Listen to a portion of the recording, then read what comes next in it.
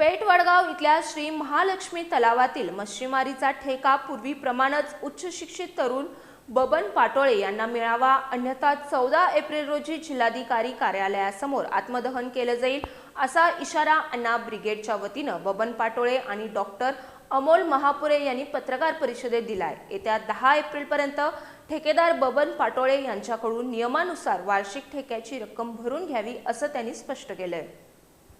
पेठ वडगाव इथले उच्च शिक्षित असणारे बबन पाटोळे यांनी 2024 आणि 25 या सालासाठी पेठ वडगाव इथल्या श्री महालक्ष्मी तलावात मत्स्य संगोपन आणि मच्छीमारीचा ठेका नियमानुसार घेतला होता।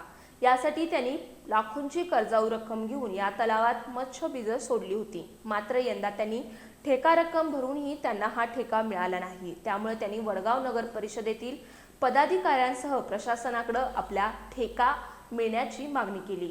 मात्र पदाधिकाऱ्यांसह प्रशासनानं याकडे दुर्लक्ष करून बबन पाटोळे यांना त्यांचा ठेका रद्द केल्याचं कळवलंय। त्यामुळे बबन पाटोळे यांच्यावर अन्याय झाला असून येत्या 10 एप्रिलपर्यंत बबन पाटोळे यांच्याकडून वार्षिक ठेका रक्कम भरून घेऊन नियमानुसार 5 वर्षांचा ठेका सुरू ठेवावा अशी मागणी अण्णा ब्रिगेडचे संस्थापक अध्यक्ष डॉक्टर अमोल महापुरे आणि ठेकेदार बबन पाटोळे यांनी पत्रकार परिषदेत केली। याबाबत योग्य निर्णय झाला नाही तर 14 एप्रिल रोजी डॉक्टर बाबासाहेब आंबेडकर यांच्या जयंतीच्या दिवशी जिल्हाधिकारी कार्यालयासमोर आत्मदहन केलं जाईल असा इशारा त्यांनी दिलाय। यावेळी दादा सोमाने यांच्यासह अण्णा ब्रिगेडचे पदाधिकारी उपस्थित होते।